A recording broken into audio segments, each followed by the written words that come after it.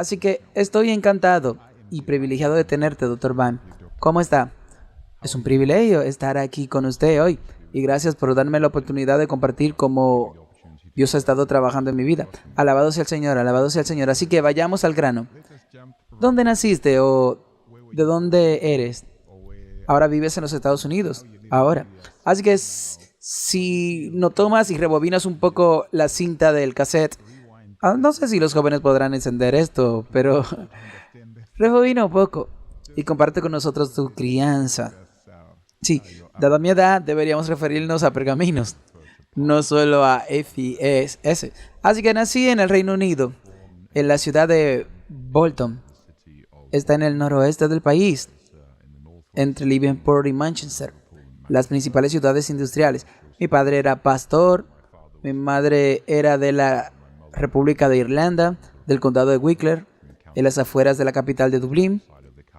Mi madre y mi padre se conocieron cuando mi padre era pastor en Belfast, que está en el norte de Irlanda, y sirvieron durante 42 años en el ministerio pastoral. Así que nos mudamos de Bolton a Birmingham en Midland de Inglaterra y luego a la costa oeste, un distrito de varias iglesias con base en la ciudad de Hull, a veces con 5 o 6 iglesias en el distrito y todas esparcida por una área amplia. Y luego nos mudamos a Leeds y a Bradford en el corazón de Inglaterra, en Midland. Esas son ciudades industriales. Me gradué en la escuela secundaria en la ciudad de Leeds, una escuela secundaria pública, y luego me fui a Israel en agosto del 1990 para trabajar en Coast, que es una granja colectiva, y cualquiera puede hacer eso, incluso hoy en día. Hay una brecha entre la escuela secundaria y la universidad. Sí, supe desde los 15 años, justo después de mi bautismo, que yo sería pastor. Pero me di cuenta de que a la edad de 22 años salí directamente de Newport College. No sabía nada sobre la vida y la idea de poder hablar de manera significativa con una pareja que estaba pasando por dificultades matrimoniales me hizo darme cuenta de que no iba a funcionar. Martín Lutero dijo que incluso con su experiencia hay que acercarse a una pareja que está pasando por problemas materiales con la misma precaución con la que se entra a un granero. Síguelo con una cerilla encendida en la mano. Entonces me di cuenta de que aún no estaba listo para eso. Así que decidí hacer otra cosa en la vida para obtener algo de experiencia de vida. Y fui a Israel por un año sabático. Estuve allí durante la Primera Guerra del Golfo en 1991. Vi a Dios obrar de manera hermosa allí. Y luego fui a la universidad pública en Inglaterra, en la ciudad de Birmingham, e hice una licenciatura en administración de empresas. Y de todas las licenciaturas que hice, esa fue probablemente la más útil. En realidad, porque las habilidades comerciales, tú aprendes a armar declaraciones de valores, entender sobre marketing y administración de operaciones y administración de recursos humanos. He usado esas habilidades en todas mis carreras en responsabilidades dentro de la iglesia. Eso es correcto, porque todo se relaciona con los negocios. Tienes que llevar la contabilidad, como dijiste, tienes que trabajar con gente, tienes que pagar a la gente, tienes que pagar facturas, así que tienes que estar al tanto de las finanzas. Así que mientras estaba en la universidad, había varias iglesias en la ciudad de Birmingham. Pero había un grupo de adventistas, un grupo pequeño, quería plantar una nueva iglesia en una ciudad vecina y esa ciudad se llamaba Leamington. Leamington Spa, y realmente no tenía presencia adventista allí. Y era una iglesia pequeña en un pequeño mercado y un pequeño pueblo, y me uní a esos estudiantes y algunas familias locales y plantamos una iglesia allí y estaba prosperando hasta el día de hoy. Hicimos mucho trabajo de puerta en puerta, hicimos algunas series de evangelización pública, dirigimos un club de ukelele y teníamos todo tipo de cosas en marcha para llegar a la comunidad. Y fue algo asombroso. Cuando eres joven puedes ver el Espíritu Santo obrando en la iglesia, y agradezco al Señor y pude ver, ya sabes, cuando tú tocas puertas y conoces gente en tu comunidad y escuchas su historia de vida y escuchas sus necesidades, pude ver a Dios obrar de manera hermosa. Respuesta a la oración. intervenciones divinas y citas divinas. Sí, definitivamente. Tal vez esto sería un estímulo para nuestros jóvenes. Hice una campaña durante 3 años, así que puedo identificarme con lo que dices cuando vas de puerta en puerta y cuando escuchas a alguien decir, oye, de hecho necesitaba que alguien viniera a mi puerta a darme ánimo, ¿sabes? Te pone la piel de gallina y quiere hacerlo de nuevo mañana. Sí, animaría a cualquier joven, si quiere ver el Espíritu Santo obrar en su vida, que haga evangelismo literario, trabajo de puerta en puerta, participe en la plantación de una iglesia y verá a Dios obrar de manera que lo dejarán boquiabierto a una edad temprana. Eso es cierto, también lo desafiará. Hay días que son difíciles, pero aprendes a confiar en Dios y a orar mucho. Bueno, sí, quiero decir, solíamos hacerlo cuando era un niño pequeño y crecía con mi padre. Repartíamos volantes para series evangelísticas y en Inglaterra no tienes un buzón fuera de tu casa, tienes una ranura en la puerta y tiene una tapa de talón. Así que levantas la tapa de talón y luego tienes ese folleto de papel y lo tienes que meter con el dedo porque hay una ranura gruesa en el hueco y tienes que forzarlo. Pero a menudo hay un perro al otro lado, irá por tus dedos. Así que me di cuenta de que eso no es bueno. Así que pinchaba el papel con un tenedor y los perros muy pronto no iban a meterse con el tenedor. Oh, él sabía que eso no se podía comer. Sí, sí. Solo llevabas uno, sí, solo uno. Y lo fueres a pasar y los perros lo mordían y se daban cuenta de que no hay nada que morder aquí. A donde empujas tus dedos y cuando tus dedos salen, porque oyes al perro como si estuviera del otro lado de la puerta, oh vaya. Así que son bastante experiencias. Sí, mi padre solía hacer clínica para dejar de fumar, eventos para dejar de fumar de 5 días. Y luego el segundo día te reías.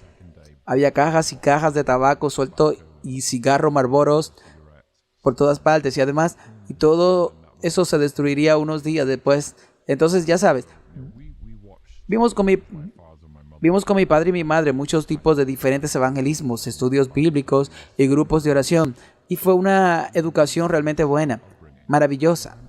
¿Qué tan grande es tu familia? Tengo un hermano gemelo que ahora es profesor del Nuevo Testamento en Andrews, en el seminario. Y tenemos 2 hermanas menores y ambas viven en el Reino Unido. Mis padres también están allí. Eso es maravilloso. Alabado sea el Señor. Todos ustedes estuvieron involucrados en el evangelismo y todos nos involucramos en todo. En todo lo que caminamos muchos kilómetros en eventos sociales. Recuerdo que mi padre y nosotros siempre teníamos estos desagües de las iglesias destapados y como éramos flacos teníamos que tumbarnos en el suelo y meter los bracitos en las tuberías para intentar sacar el atasco. Fue una educación muy buena. De hecho, sin duda nos dio una base sólida. Sí, los jóvenes de ahí afuera les pedían sus padres que hicieran cosas con las que no se sentían cómodos. Deberían hacer todo lo que se les pidiera al servicio del Señor. Aprovechar cada oportunidad que se le presente, porque Dios lo está formando para lo que vendrá mañana. Amén, amén. Entonces, ¿qué pasó después? Después de graduarme, bueno, después de eso trabajé para el Servicio Nacional de Salud en Inglaterra. Es el servicio público. Y mientras estuve allí un par de años, me pidieron que ganara experiencia trabajando en un país en desarrollo, porque querían gente con más experiencia en las zonas del centro de la ciudad del Reino Unido. Y entonces les pregunté a algunos amigos, y tenía un amigo que trabajaba para ADRA en Afgan, que está al norte de Irán, al este de Turquía y de China y Rusia. Y me dijeron que viniera a pasar 4 meses. Así que fui allí durante 4 meses y me pidieron que escribiera una propuesta para la Agencia de Desarrollo Formal de Estados Unidos. Y pasé un par de meses investigando la epidemiología de la provisión actual de atención médica para un enclave montañoso conocido como Nikan. Está separado del resto del país. Está rodeado por Armenia, Turquía e Irán. Así que básicamente no había atención médica primaria en esa región. ¿En serio? Así que armamos una propuesta y me invitaron a ir a la Embajada de los Estados Unidos, INICI. Hice una presentación allí y realmente le gustó lo que dije. Y un par de meses después, el contrato fue financiado por el gobierno de Estados Unidos y nos permitió establecer una red de 46 clínicas. Vaya, fue un gran programa, 46 clínicas. Eso es enorme. Así que, cuando me iba, los chicos en la dirección me dijeron que nos gustaría que te quedaras. Dije, bueno, creo que se supone que debo volver a trabajar para la salud nacional en Inglaterra. Y dije, oraré a Dios por ello. Y dije, Señor, si quieres que trabaje para ADRA, entonces el presidente de la división tiene que preguntarme en persona. Y nunca había conocido al presidente de división en mi tiempo allí. Nunca conocí a ningún presidente de división de la iglesia adventista hasta ese momento en mi vida. Y en mi última semana me pidieron que fuera a algunas reuniones en la región de la capital. Y el último día iba al aeropuerto con otra persona y resultó que esa otra persona era el presidente de la división. Oh, wow. Y me dijo, Conrad, he estado viendo tu trabajo. ¿Volvería a trabajar a nuestra división? Así que él sabía quién era yo. Yo no sabía quién era él. Y dijo, ¿volvería a trabajar en nuestra división? Y pensé, bien, puse el vellón, aquí está. Y entonces dije, sí. Y él dijo, ¿dónde te gustaría trabajar? Y dije, bueno, esta división de 13 zonas horarias es enorme, es grande. Dije que iría a donde me envía el comité y haría lo que el comité me pidiera, porque creo que Dios obra muchas veces a través de los procesos de toma de decisiones de la iglesia. Y unos 2 meses después recibí una carta por correo, porque esto fue antes del correo electrónico. Hubo un tiempo antes del email, sí. Y es difícil mencionarlo, sí. Y decía que votamos para que fueras el director del país de ADRA en el país de Tayikistán. Nunca había oído hablar de ese nombre, Tayikistán. Nunca había oído esto. Nunca había oído hablar del lugar. Así que fui a la biblioteca y miré en la sección de noticias extranjeras de los archivos del periódico. Y así es como solíamos buscar información en esos tiempos. Revisé los archivos antiguos de la biblioteca y descubrí que había una guerra civil en ese país entre comunista y yihadista, y no había una oficina de ADRA allí. Y yo estaba empezando en el puesto de ADRA. Vaya, eres uno de los pioneros. Sí, así que le respondí y le dije, está bien, atenderé la llamada. Y era con los servicios voluntarios adventistas. Y creo que eran como $200 al mes. Era mi expendio. Vaya, fue difícil tomar esa decisión. En realidad no, porque ya le había dicho al Señor, si me piden que vaya, iré. Está bien. Así que, si no me piden que vaya, puse todo en las manos de Dios. Y sabes, confié en el Señor, Él te guía. Descubrí que había una guerra civil cuando llegué allí. Me reuní con el director de división en Moscú y me dio $1,500 y una computadora vieja. Una computadora de escritorio con un procesador 486, que en ese momento era de lo más último en tecnología, ahora es antiguo. Y volé a la capital y durante los primeros 2 o 3 días estuve pensando, ¿de dónde salen esos truenos y no veo relámpago y no llueve? ¿Qué pasa? Y entonces pregunté a alguien y le dije, ¿dónde está la lluvia y dónde están los relámpagos? Escucho truenos. Dijo, oh hermano, eso no es trueno, eso es artillería. Eso es barcaza de artillería, lo que estás escuchando. Y hay combates en las otras partes de la ciudad, así que solo estás escuchando artillería. Así que ¿estaba cerca? Oh sí, estaba cerca. Había alrededor de 150 a 200 expatriados viviendo en el centro de la ciudad. Vivían en un par de bloques cuadrados. Había guardias armados allí. Y yo vivía en una casa con una familia en las afueras de la ciudad y un bloque de apartamentos en el 9º piso de un bloque de apartamentos soviético. Iba caminando al trabajo todos los días y era un poco aterrador a veces. ¿Sabes? Definitivamente había muchos asesinatos. Había muchas limpiezas étnicas sucediendo. Podía ver los combates desde la azotea los fines de semana. y la gente estaba siendo secuestrada, los expatriados estaban siendo perseguidos y asesinados por diferentes grupos armados que querían aumentar su perfil público y ganar un papel más importante en el proceso de paz. Así que los expatriados estaban siendo perseguidos como conejos y varios de ellos fueron asesinados o volaron por los aires mientras yo estaba allí. Así que todos se conectaron a través de radios de onda corta. Había protocolos de seguridad muy estrictos. En un momento dado, había un señor de la guerra yihadista que quería matarme. Me quedé con un miembro de la iglesia en un apartamento soviético de una habitación durante 3 meses. Me acerqué a mi oficina. Me quedé allí con él. Y él traía con cuidado un poco de pan extra de vez en cuando. Básicamente vivimos de pan blanco redondo y ensalada durante 3 meses. Y cuando finalmente el gobierno anunció que ese señor de la guerra en particular había sido asesinado, pude salir de mi escondite. Y bueno, eso fue por tu fe y el trabajo que estaba haciendo, que no le gustaba. No creo. Creo que era porque tenía un perfil alto en el país como occidental. Y ayudé a algunas de las familias en duelo por asesinatos anteriores. Y ayudé a coordinar un par de servicios conmemorativos en las sedes de las Naciones Unidas para las personas que habían sido asesinadas. Y así que había logrado algún tipo de perfil en el país, me convertí en un objetivo. Y fue una serie trágica de eventos allí. Había mucho sufrimiento, mucha pobreza. Y había mucha violencia.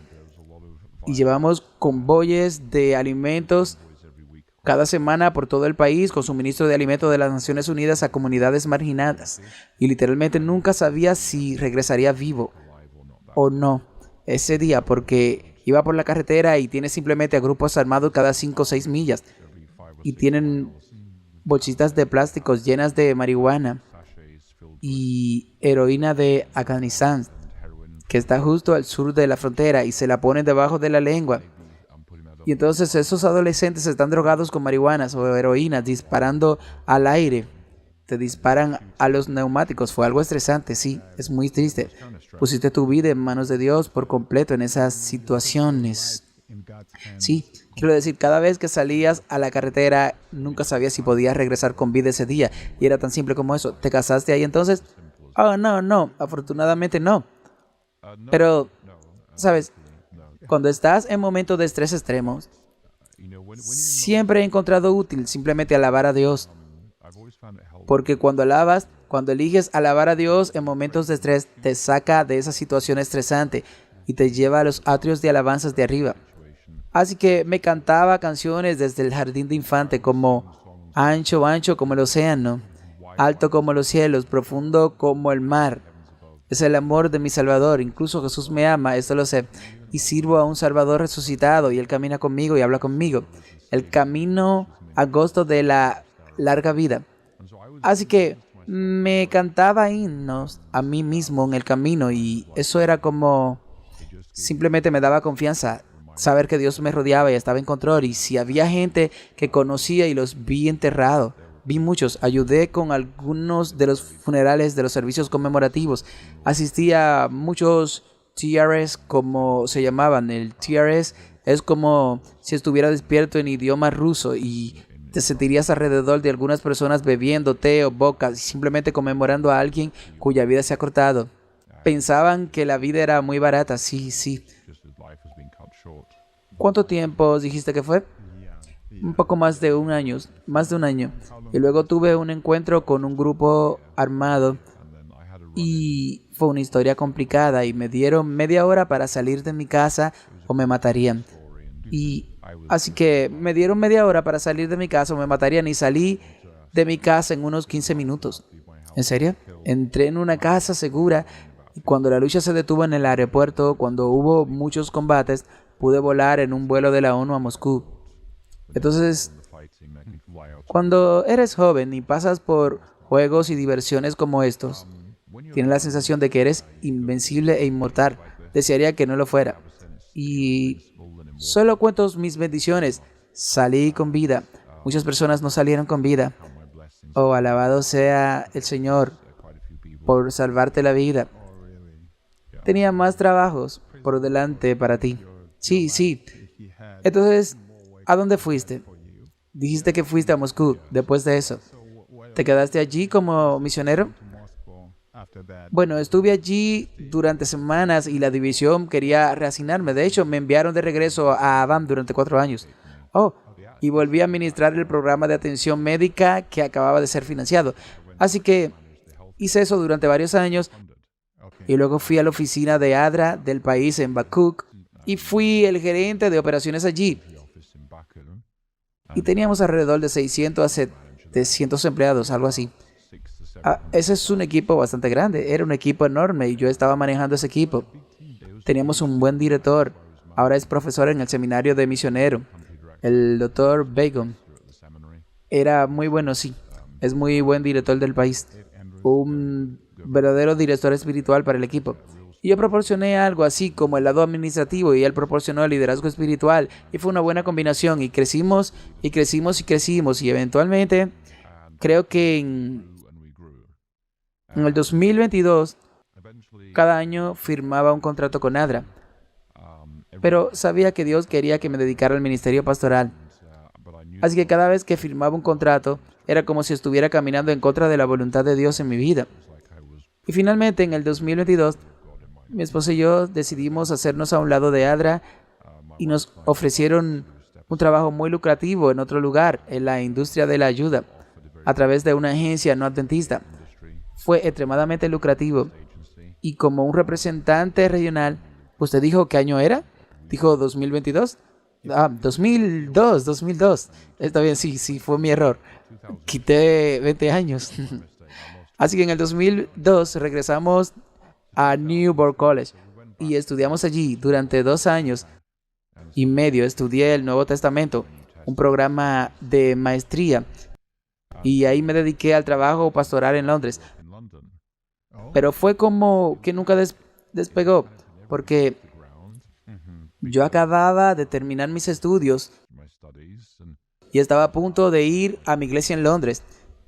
Y era un distrito con 2 iglesias y recibí una llamada de la división transeuropea diciendo que había habido un terremoto en el suroeste asiático. ¿Puedes dirigir la operación de ADRA durante 6 meses en Indonesia? Y dije, bueno, se supone que debo ser pastor en Londres la próxima semana. Y ellos dijeron, bueno, lo hemos aprobado con una conferencia. Estás asignado a nosotros. Y de nuevo, esto era como antes de los teléfonos celulares, antes de cualquiera de las comodidades modernas. Me dijeron, ve a Londres y habrá un ticket allí a Yakarta. Así que fui a Londres, fui al mostrador de la aerolínea y había un ticket para mí a Colombo. Y pensé, bueno, Colombo está en Sri Lanka, ese no es el lugar, eso es diferente. Pero no tenía un teléfono celular Así que subiré a ese avión y veré qué pasa. Subí al avión y fui a Sri Lanka. Fuiste valiente, simplemente cambió tu destino así. Y había alguien en el aeropuerto para recibirme, ¿sabes? Así que pensé, alguien sabe lo que está haciendo. Así que Luda llegó un mes después y pasamos 6 meses liderando ADRA en Sri Lanka, en la operación de limpieza, y después de eso fueron meses muy intensos. Así que ¿alguna vez recibiste una explicación de cómo sucedió este cambio? Nadie me lo explicó, pero la división simplemente dijo que nos gustaría que nos quedáramos en Sri Lanka, por favor. Así que me quedé allí y fueron meses muy intensos lo que tuvimos con ADRA allí. El mundo realmente respondió a las víctimas del tsunami de manera increíble. Y nos estaban arrojando dinero. No podíamos gastarlo lo suficientemente rápido. Y eran cantidades ridículas. Y, por ejemplo, el Ministerio de Asuntos Exteriores británico nos dijo que queríamos 2 propuestas en las próximas 3 horas para la rehabilitación económica de las costas que han sido devastadas por el tsunami. Solo tomaría 3 meses para armar una estrategia como esa, con ustedes trabajando en esta comunidad para identificar las personas y prioridades y lo que podría hacer. Pero querían estas cosas en 3 horas. Así que escribí las propuestas lo más rápido que podía. Era conocido como un hombre con una lata dorada. Escribía propuestas y las enviaba, y 1 hora después estaban financiadas. Oh, alabado sea el Señor, y millones de dólares estaban llegando, así que vinieron muchos voluntarios. Eso fue una bendición. Y hubo, ya sabes, descubrí que a los elefantes les gustan las piñas congeladas. ¿Oh, sí? Sí. Cruzó la isla, pasó por una reserva de elefantes y a los elefantes les gusta la piña, pero si las congela y se las da, la mastican en su boca. Hay una dulzura fría que nunca han tenido y no han tenido nada parecido. Entonces el elefante tiene una sonrisa en su cara por la piña congelada. Eso es bastante nuevo. Rehabilitamos mucha infraestructura de agua, bombeamos los pozos llenos de agua de mar, pusimos en marcha nuevas instalaciones de almacenamientos y de agua y comodidades alrededor de las costas. Hicimos mucha osmosis inversa, convirtiendo el agua de mar en agua dulce. Y fue una operación de equipo increíble. Y había ingenieros de todo el mundo trabajando con nosotros para ayudar a que esto funcionara. ¿Recuerdas lo grande que era el equipo con el que trabajaba en ese momento? Probablemente teníamos alrededor de 60 a 70 personas allí y eran buenos ingenieros de agua, la mayoría geólogos, ingenieros de agua, ingenieros civiles y sí, teníamos algunos, ¿sabes? Una vez escribí una propuesta para ayudar a las madres que perdieron a sus maridos en el tsunami. Vamos a conseguir búfalo de agua y algunas ollas de barro. Podrían comenzar a hacer algunas ollas y podrían ganarse la vida con eso. Y bueno, hice la propuesta porque la necesitaban en una hora. ¿Qué haría con 5,000 mujeres con esta vasija de agua sin tener idea de dónde encontrar 5,000 búfalos de agua? Bueno, consiguieron la financiación una hora más tarde. Y luego tuve el problema de dónde encontrar 5,000 búfalos de agua. Y entonces, ¿qué hiciste? Bueno, terminé teniendo scouts que cubrían todo el país pidiendo limosna a la gente. Porque no puedes ir y comprar 5,000 búfalos de agua. No, no puede. Pero cuando tuvimos los búfalos de agua, tuvimos que dejarlos como vaqueros que llevaban para llevar a estos búfalos de agua al sur del país. Y luego lo pusimos en este gran corral y luego tuvimos que ponerles una etiqueta en la oreja porque le estaba dando un seguro para veterano por 3 años. Porque si en esa parte del mundo, si el animal se enferma, la gente lo mata inmediatamente mientras la carne todavía está buena. Pero si les da cobertura veterinaria, entonces se quedarán con el animal y permitirán que el veterinario lo trate y lo ayude a recuperar si el animal sigue siendo un activo económico.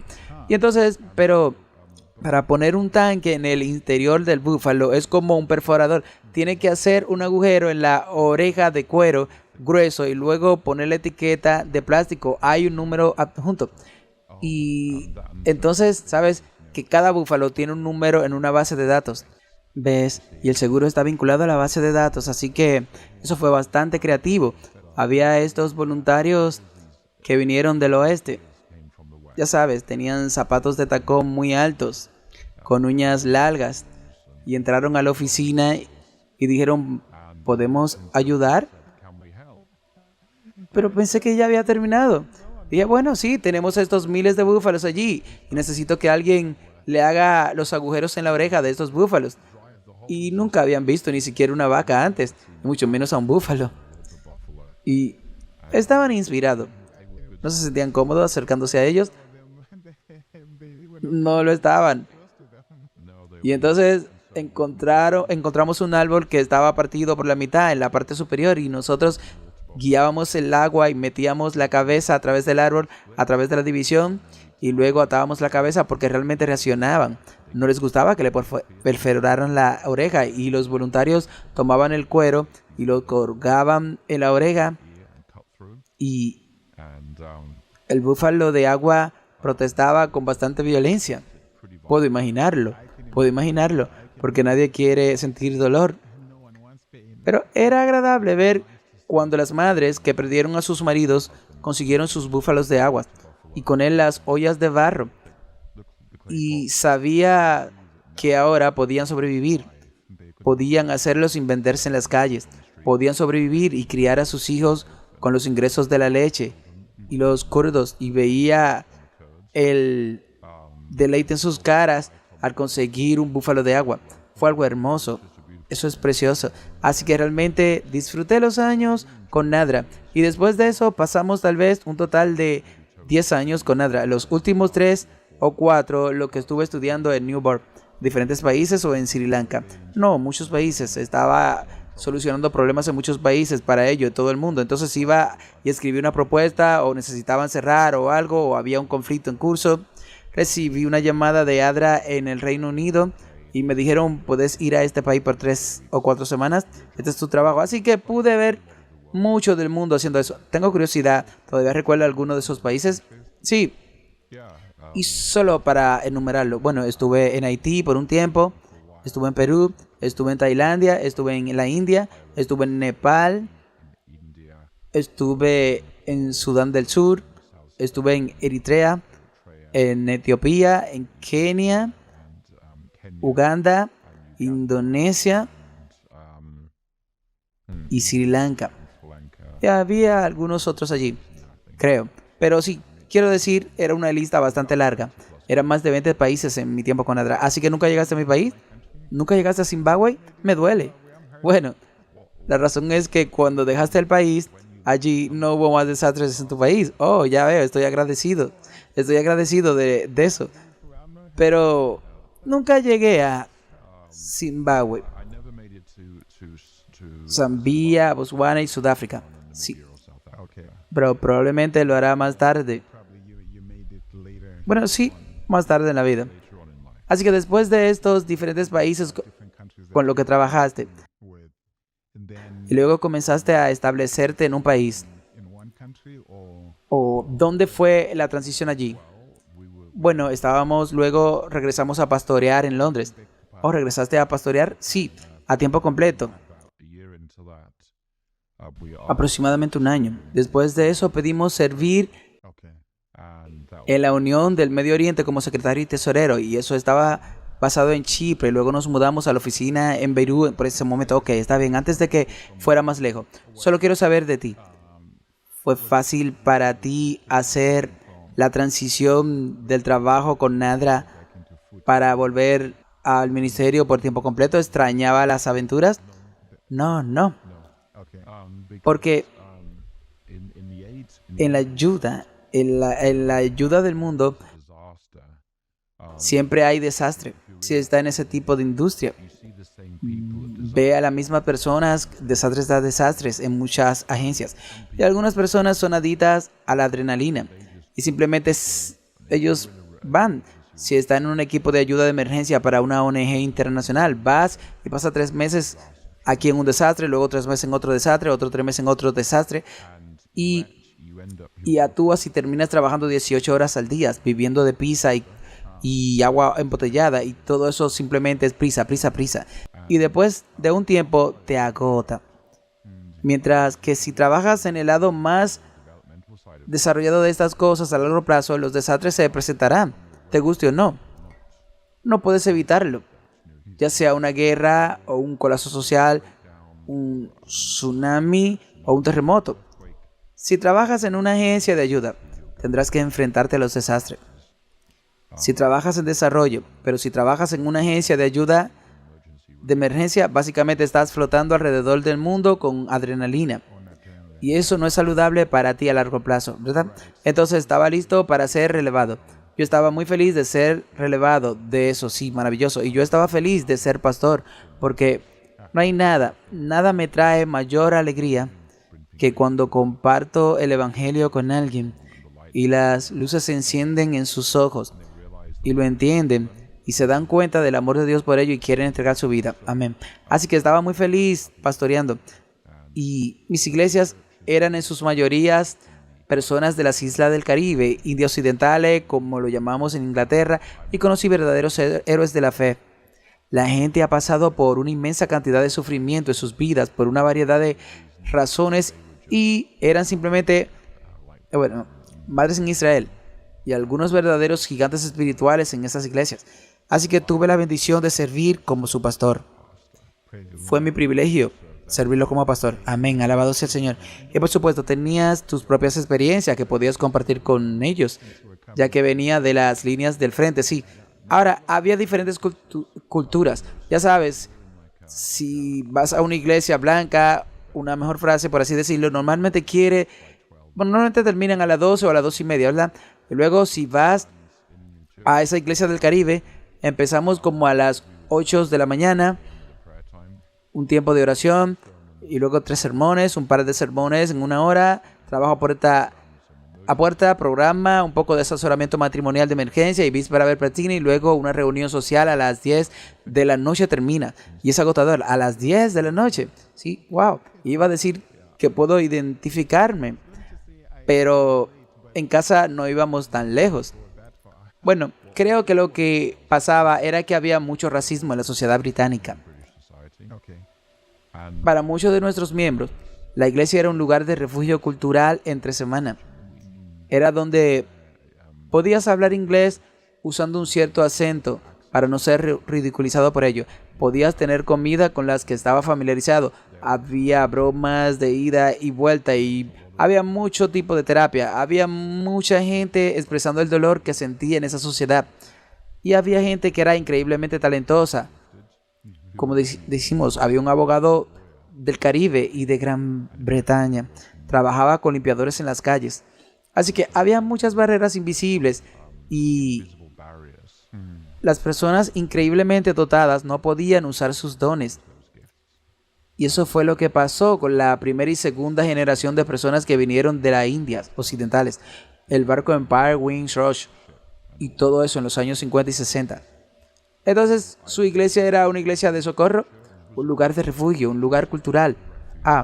Y luego con la generación más joven se dedicaban a profesiones como derecho, contabilidad o medicina, y les iba bien en esas profesiones.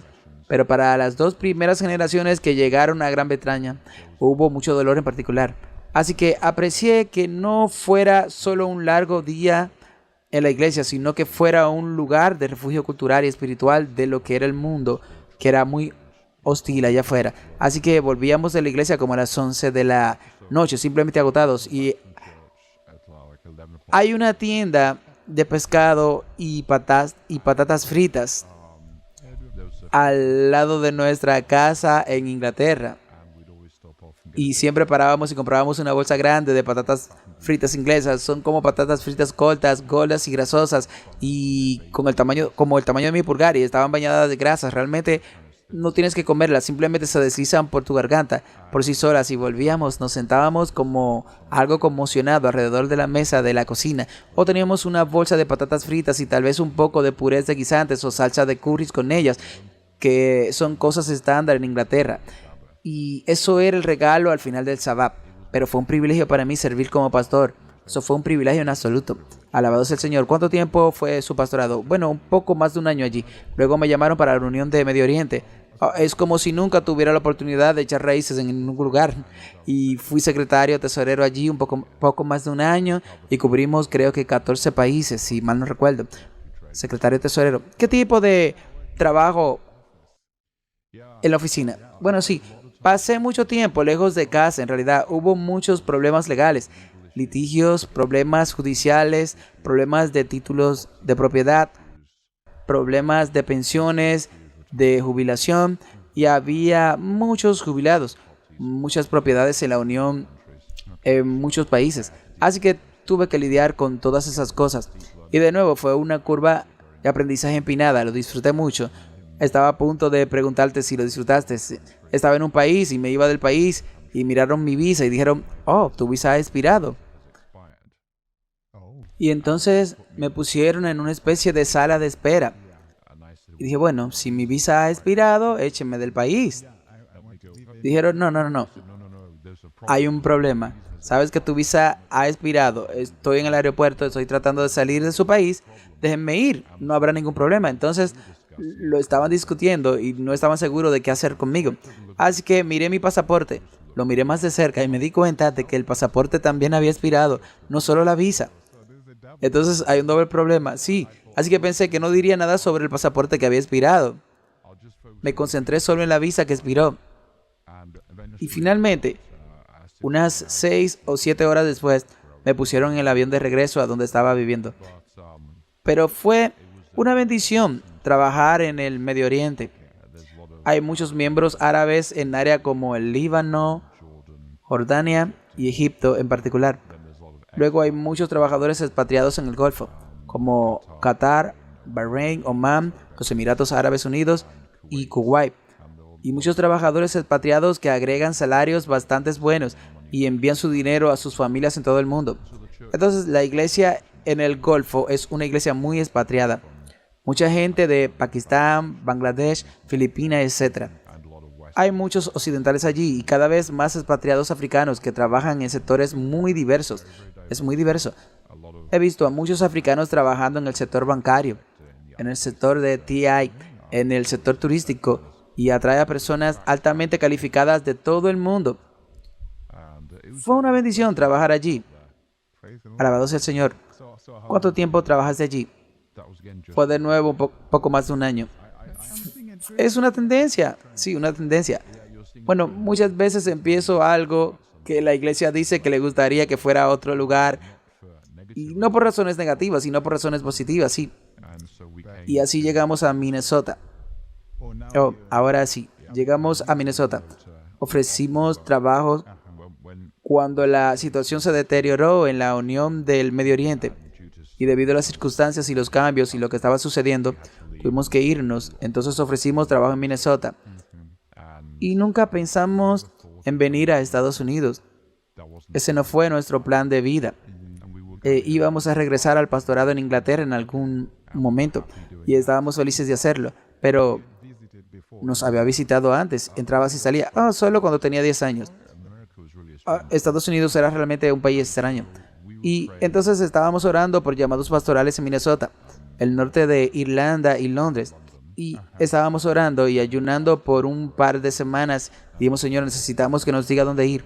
Y luego recibimos una llamada de las Islas Británicas que habían cerrado por varias razones. Dijeron que otras personas los habían tomado y los presupuestos habían cambiado. El único llamado que quedaba era el de Minnesota. Así que tomamos ese llamado y nos mudamos a Minnesota y estuvimos ahí durante 4 años pastoreando en la Minnesota rural. Y de nuevo, esa fue una curva de aprendizaje. Sí, y viene de un país diferente, de diferente cultura. Yo estaba pensé que los ingleses y los americanos tendríamos algo en común. Pero hay un abismo cultural. Sí, puedo decírtelo, sí. Como ejemplo, quería decir, en octubre, en una iglesia que teníamos que tener una reunión de negocios, y dije algo así como el 7 o el 14 de noviembre, que era domingo. Dijeron, no, pastor, ese es el comienzo de la temporada de Casa de Siervos en Bonara. ¿Qué tal el próximo sábado? Bueno, esa es la temporada de rifle. ¿Qué tal el próximo domingo? Esa es la temporada de pólvora negra.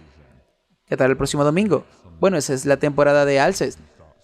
Luego la temporada de alces, luego en Colorado cazando venados y muslo. No tenía idea de nada de eso, sí, pero lo descubrí. Lo que descubrí de esto fue que en la Minnesota rural hay mucha pobreza. Y cuando los hombres de la iglesia salían a cazar ciervos, podían obtener 40 libras de carnes por un ciervo. Podrías decir que estaban suministrando salchichas a la gente pobre de la comunidad y en la iglesia. Eso era parte importante de las proteínas para el invierno para ello. No era solo una cuestión de cazar para controlar la población. En realidad, era cazar para dar proteínas a los miembros para pasar el invierno. Así que había una necesidad real de esto. Y nunca lo había hecho de esa manera así. No había necesidad. Y luego, porque los inviernos son tan largos en Minnesota, ya sabes, van desde finales de octubre hasta finales de abril, principios de mayo. Todo está nublado y frío, muy frío, viento helado y nieve fuerte. Y entonces cada año teníamos un festival de inviernos a mediados de enero. Contratábamos un centro de recreación local y todos iban a nadar. Toda la iglesia aparecía con toda su familia extendida y hacíamos natación, jugábamos baloncesto, jugábamos voleibol, teníamos juegos de teníamos comida compartida y me di cuenta de que la gente necesita ese momento destacado en pleno invierno. De lo contrario, se vuelven locos, sí, porque está encerrado dentro y es bueno pasarlo en comunidad, sí, pero desde esa perspectiva pastoral, porque en Minnesota, si les dices a alguien entre octubre y abril que estarás en casa el jueves por la noche para un estudio bíblico, sabes que van a estar ahí. Porque cuando la gente llega a casa del trabajo no van a ningún lado. Puedes encontrarlo, no hay excusa. No, no es Florida. No pueden jugar al golf ni a la playa como en Florida. No. Pero de nuevo fue un privilegio ministrar allí. Hay gente muy, muy buena en las iglesias. Aprendí mucho de ellos, pero fueron pacientes conmigo. Vengo de un paso incultural. ¿Sabe que le dije a una persona que estaba con mi esposa? Visitamos una iglesia. Uno de nuestros ancianos y su esposa, y les dije, sabes que eres una persona muy hogareña. Me miraron con horror y pensé que dije mal. Y les dije, eres una persona muy hogareña, nada más. Y el marido le dijo, ¿sabe lo que eso significa? Le dije, lo que intento que decir es que tiene una casa muy limpia y ordenada. Eres un anfitrión muy amable. Él dijo, eso no es lo que significa esa palabra aquí, en Estados Unidos. Así que estoy muy agradecido de que los miembros de nuestra iglesia hayan sido muy pacientes conmigo. Entendieron que yo venía de una cultura diferente y mi uso del lenguaje era diferente. Sí, puedo identificarme porque yo crecí con inglés británico en Zimbabue. Así que tuve una experiencia casi similar cuando llegué a los Estados Unidos. Así que pensé que hablaba inglés, pero es casi un idioma diferente. Sí, pero lo que encuentro en Estados Unidos es que cuando predicas, pones un acento más británico. Oh, porque mantiene la atención de la gente. Y si cambias el vocabulario británico como pavement en lugar de sidewalk, o de books en lugar de the trunk, o de garage en lugar de garage, si gas en lugar de patrol, entonces la gente está escuchando, porque si usa el vocabulario de los puentes, la gente dice, ¿de qué está hablando? Sí, están tratando de averiguarlo. Oh, está bien. Sí, ¿de qué está hablando? Mantienen su atención. Oh, no lo sabía. Gracias por ese consejo. Sí, desearía poder tener el acento, pero tengo la terminología, las palabras. Puede hacer eso. Bueno, y a veces el humor no viaja tan bien. Eso es verdad, no se traduce bien. No se traduce bien. A veces en el púlpito digo algo gracioso, y al menos creo que es gracioso. La congregación me mira como diciendo, ¿qué acabas de decir? No estás seguro de si fue una broma o no. Entonces puedo decir, fue una broma, pueden reírse. Entonces ya sabes, a donde quiera que voy hay una curva de aprendizaje culturalmente. Sí, y esa es la bendición de haber estado en el trabajo pastoral. Cuando sirves en el ministerio pastoral, sirves al Señor. Eres llamado a ir a diferentes lugares y te encuentras con personas en diferentes etapas de la vida y de diferentes orígenes culturales. Y tienes que seguir aprendiendo y creciendo. Y tienes que estar dispuesto a volverte como un niño. Debes aprender una nueva cultura. Pero una de las alegrías del ministerio pastoral, y estoy seguro de que tú también encontraste en esta aldea como pastor, puedes caminar con la gente a través de los nacimientos, la muerte, el diagnóstico de cáncer, los desafíos. El chico que está, ya sabes, en un centro de salud mental agudo. Ahí puedes acompañar a la gente en los momentos altos y bajos de la vida, los momentos bajos de su vida. Y ese es uno de los mayores privilegios que vas a tener.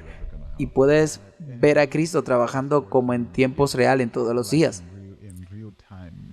Aunque tiene sus inconvenientes, pero es una gran bendición. Realmente lo es. Y es un privilegio ser parte de esos momentos en la vida de alguien que recordarán el resto de su vida. Amén. Alabado sea el Señor. Así que después de que pasaste por Minnesota, entonces, ¿cuándo te fuiste? Bueno, estaba haciendo algunos estudios y estuve en Andrews durante una semana. Y alguien dijo, alguien quiere hablar contigo abajo en el pasillo. Así que entré en la oficina de ese alguien. Era un profesor en el departamento de misiones. Tuvimos una conversación muy parecida a esta. Y yo no conocía a la persona de Adam Ori, pero se sentía como una entrevista de trabajo. Se podía sentir como algo inusual que estaba sucediendo aquí. Al final, esta persona dijo, ¿te gustaría postularte para ser el presidente de las misiones administrativas de frontera? Y yo dije, bueno, en realidad no. Dije, estaba feliz, muy feliz pastoreando. Y dijeron, bueno, necesitamos a alguien con experiencia en misiones, con experiencia administrativa, que también sea pastor. Y es difícil encontrar a alguien con esos tres conjuntos de habilidades y tipo de experiencia. Así que a la mañana siguiente dije, bueno, me dijeron ven y conoce al personal. Así que a la mañana siguiente fui a conocer el personal y la primera pregunta en la oficina fue ¿por qué quieres ser el presidente de AFMM? Dije, bueno, para ser honesto no estoy aquí por eso. Alguien me pidió que estuviera aquí. Pero vine para hacer algunos estudios en Andrews y voy a regresar y ser el pastor en Minnesota.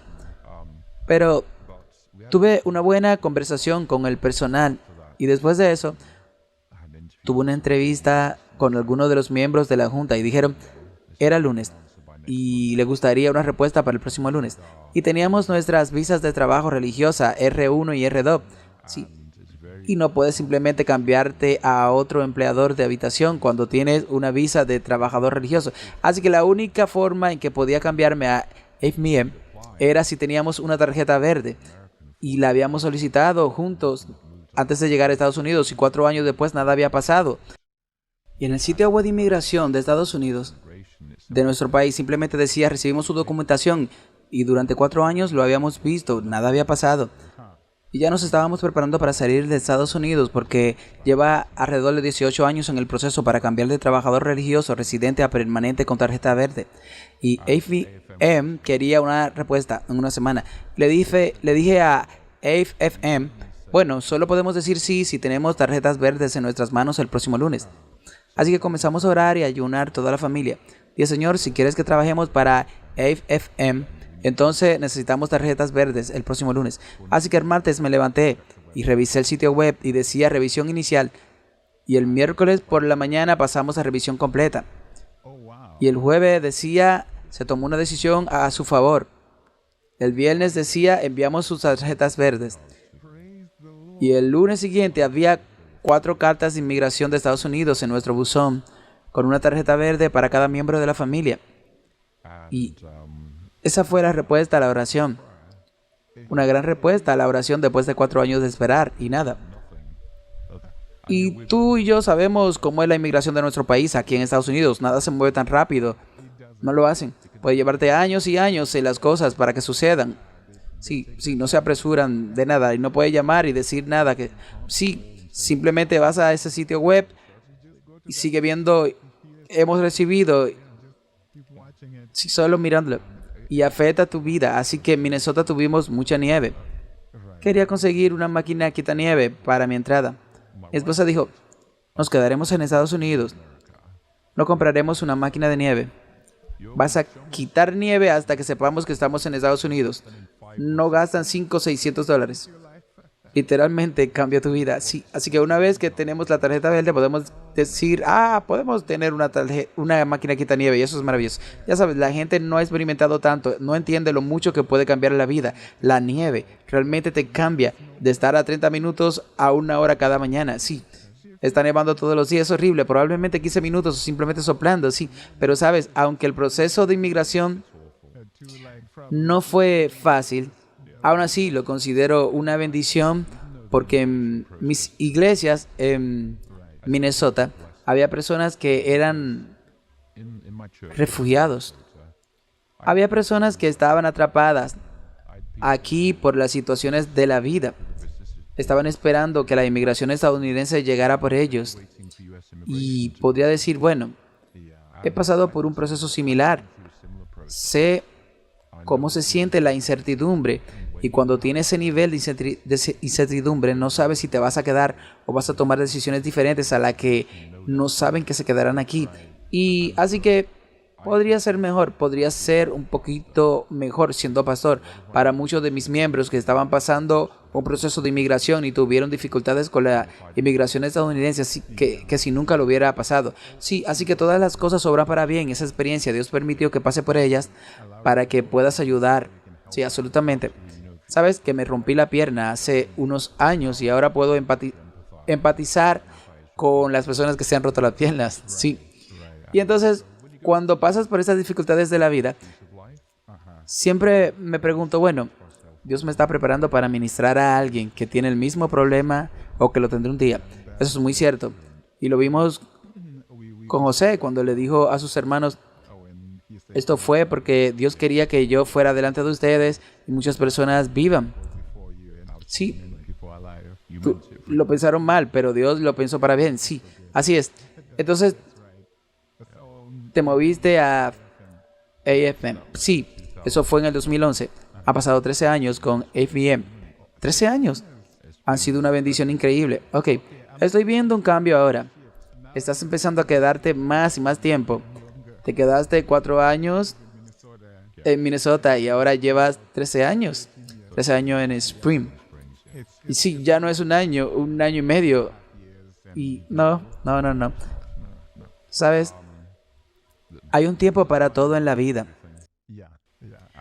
Y si estás en una posición de liderazgo, debes quedarte para brindar estabilidad. Debes poder presentar una visión, luego implementar una visión. Lleva tiempo. Y tienes que dar tiempo para los frutos de tu ministerio, que se hagan evidentes. Entonces, el tiempo es un regalo del Señor y tenemos que hacer un buen uso del tiempo que tenemos. Y entonces, solo quiero saber que sea lo que sea que esté haciendo, estoy donde Dios quiere que esté. Y Dios nos lo dejó muy claro cuando nos trajo a AFM. Pero no me aferro al título como presidente como si mi vida dependiera de ello. Prefiero estar donde Dios quiere que esté, independientemente del título del trabajo, que tener un título de presidente en cualquier cosa. Y entonces, en el momento en que el Señor diga, Conrad, es hora de seguir adelante, estaré feliz de seguir adelante. Amo lo que hacemos. Quiero decir, es un trabajo increíble que tengo. Puedo ver el Espíritu Santo trabajando conmigo todos los días, pero cuando Dios diga, es hora de irte, es hora de irme. Y habrá preparado a alguien más para reemplazarme. Y lo que he hecho con FBM simplemente será la preparación para el siguiente capítulo de la vida y el ministerio. Así que no creo que valga la pena aferrarse a ningún trabajo por el solo bien de la carrera. Que donde quiera estar sea donde Dios quiere que estés. Creo que en Patriarcas y Profetas es donde ella dijo que el mejor lugar para Abraham era donde Dios quería que estuviera. Absolutamente sí. Y si está donde Dios quiere que esté, entonces Dios está contigo. ¿Quién puede estar en tu contra? Eso es muy cierto. Fueron algunas experiencias con FBN en esos 13 años. ¿Cómo fueron? Bueno, sé que no tenemos mucho tiempo para cubrirlas todas, pero solo algunas. Abrimos oficinas de reclutamiento en Rumania para la Unión Europea, Sudáfrica para África y Brasil para América Latina. Y ha sido una verdadera bendición ver a esos oficiales despegar, volverse económicamente autosuficientes, criar a sus propios misioneros. Y son nuevos conductos para que los nuevos misioneros ingresen a la ventana de la misión. Ha sido un verdadero privilegio ser parte de ese proceso. Comenzamos como otros proyectos, como el proyecto Dream o el programa de Deliverance Ministry, que ahora son únicos en el mundo adventista. No hay nada como ellos en ningún lugar de la iglesia. Y ellos se juntan en una necesidad, pero han hecho avanzar la conversión en el mundo adventista más amplio. Así que, por ejemplo, el Instituto Libre en Cristo produjimos un manual sobre el Ministerio de Liberación en el 2018. Ahora estamos haciendo un manual actualizado con capítulos específicos sobre ministrar entre animistas, budistas, hindúes, musulmanes y seculares. Y también un capítulo en particular, porque es una necesidad aquí en Occidente, sobre ministrar a las personas que son víctimas de abuso sexual o que han participado en un comportamiento sexual provocado, porque esa es una puerta importante para la demonización. Y por eso miro hacia atrás con cierta alegría de poder haber sido parte de un equipo que armó estos programas que son una bendición para las personas. Están haciendo cosas que no se hacen en ningún otro lugar del mundo adventista. Alabado sea el Señor, alabado sea el Señor. Sí, es un trabajo asombroso el que se ha hecho en todo el mundo. Sé que hay más de lo que podrías haber compartido. Hay muchos proyectos en muchos países diferentes. ¿Sabes? En este momento, si no lo sabes, está bien. ¿En cuántos países tienes representación?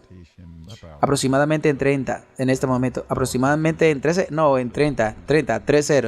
Oh, sí, eso es mucho. Entonces, la paradoja es que no disfruto particularmente viajar. He estado viajando desde que tenía unos 18 años. Sí. Entonces, ¿cómo haces eso? ¿Siempre estás de viaje? Sí. Se trata de 30 años de viaje casi sin parar alrededor del mundo y en realidad se vuelve muy agotador. Entonces, sueño con tener 2 semanas en casa. Solo tener 2 semanas en casa sin viajar.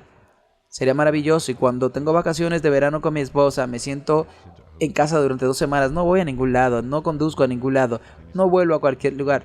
Me quedo en casa. Yo creo que solo quiero saber que estoy donde Dios quiere que yo esté. Quiero ver cada día el Espíritu Santo obrando en mi vida y a través de mí bendecir a otros. Y sí, eso es pastorear, o si es trabajar la Biblia, o es como evangelista de la literatura o administrador, realmente no me importa. Porque tenemos la eternidad que nos espera. Y esta vida se va en un abrir y cerrar de ojos. Así que haz lo que Dios quiere que hagas ahora. Porque estamos esperando esa vida celestial. Que ojo no ha visto ni oído ha escuchado. Son las cosas que Dios ha preparado para los que aman y confían en Dios. Y está más allá de nuestra imaginación. Eso es maravilloso. Gracias, muchas gracias por compartir. Sabes, estaba pensando en mi mente que probablemente necesitamos hacer una segunda parte porque la gente te conoce y tu presentación allá afuera. Así que, como un ministro joven, me gustaría saber cómo es el proceso de oración, de escuchar la palabra de Dios, escuchar lo que Dios quiere que hable y cómo ese proceso antes y después de algunas de las presentaciones que han sido muy vistas y escuchadas en todo el mundo. Pero hoy no podré hacer eso. Hoy solo cubriré lo que Dios ha hecho en tu vida y probablemente podemos hacer otra. Gracias, hermano. Ha sido un privilegio conectarme contigo y que Dios te bendiga en tu ministerio. Sí, tienes las últimas palabras probablemente para cualquiera que esté pensando en involucrarse y trabajar para Dios e ir a misiones. Yo diría esto. Si eres joven y sientes que Dios te llama al ministerio, no pienses que solo hay un camino hacia el ministerio. Cuando Isaías dijo, estoy aquí, mi Señor, envíame a mí, no sabía hacia dónde Dios lo enviaría. Y cuando Dios te llama al ministerio, puedes servir durante 5 años como pastor en un distrito. Luego puedes servir como evangelista de conferencia. Luego se te puede pedir que sea el director de una academia. Luego se te puede pedir que sirvas como misionero transcultural en otra parte del mundo. Puedes involucrarte en el ministerio de los medios y hacer transmisiones en vivo. Lo que Dios busca es un corazón dispuesto. Y cuando ingresas al ministerio, que es un campo tan variado en estos días, Dios te formará y te guiará como sea conveniente, pero todo lo que quiere es que estemos dispuestos. Alabado sea Dios, amén. Eso es muy alentador. ¿Tienes un libro favorito que leas sobre liderazgo o algún libro que te gustaría recomendar? Varios. ¿Puedes hacernos alguno? Realmente muchos libros. Por cada 10 libros que leo, regalo 8 y me quedo con 2 porque son las joyas. Bueno, creo que es una buena pregunta. Animaría a los jóvenes a leer algo de literatura rusa, como Dobby o Olto, porque exploran temas morales profundos y dilemas morales, como los hermanos Karamazov o el primer círculo del sol Newton. Los hermanos Karamazov es Dobby y Guerra y Paz. También son grandes novelas. Estos son escritos que exploran lo que significa la vida y cómo encontramos a Dios en medio de un mundo caótico. También animaría a los jóvenes a leer algunos de los escritos de la hermana White. Y los que realmente recomendaría son las lecciones sobre el tema de Cristo y el volumen de bendiciones, porque están directamente relacionados con las enseñanzas muy específicas de Jesús y son una lectura devocional muy buena por la mañana. O las lecciones sobre el tema de Cristo son reflexiones sobre las parábolas de Cristo. Y por lo tanto recomiendo esos dos libros. Recomiendo algo de literatura rusa y también recomendaría tanta historia como puedas leer. Porque estamos hoy donde estamos en el mundo debido a nuestra historia colectiva. Y para entender por qué las personas están como están hoy y por qué reaccionan de ciertas maneras, es importante entender la historia desde diferentes perspectivas. Entonces, ¿tienes algún libro de historia que puedas leer? Bueno, yo comenzaría leyendo Los 12 Césares. Los 12 Césares del siglo I después de Cristo. Si mira la historia inglesa, miraría la historia de los pueblos de habla inglesa de Winston Churchill, que es una gran historia. También miraría algo de la historia de Medio Oriente y África, porque tienen una visión muy diferente de la historia.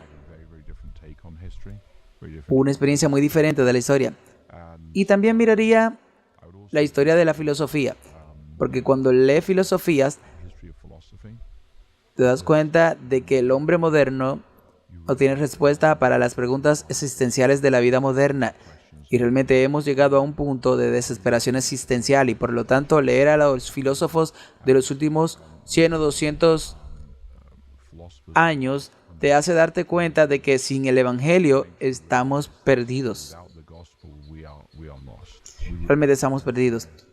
Y ya sea que sea Lund o Freud, y si lees algunos, ya sabes, Burke o alguno de los otros filósofos que tuvieron una gran influencia en la familia de América, te das cuenta de que el hombre sin Dios no es nada. Y para entender por qué tenemos una filosofía de desesperación en Occidente hoy en día, es importante ir a los documentos, fuentes que promueven esta filosofía de desesperación para entender por qué la gente piensa de la manera en que lo hace. Gracias por compartir. Me has dado algo de tarea. Sí, lo buscaré.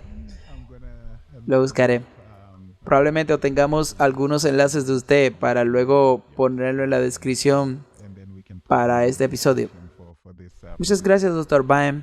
Ha sido un privilegio y una experiencia maravillosa estar aquí sentado con usted, escuchándolo de cómo Dios lo ha guiado.